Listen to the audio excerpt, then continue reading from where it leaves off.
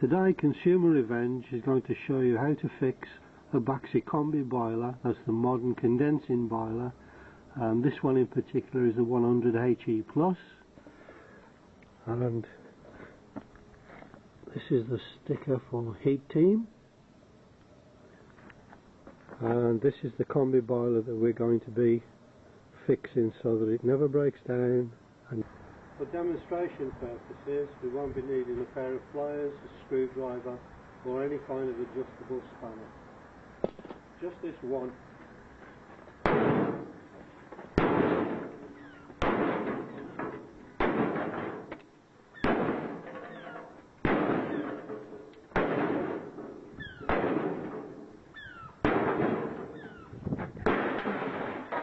That's how you fix a modern combi boiler. Thank you very much. Have a nice day.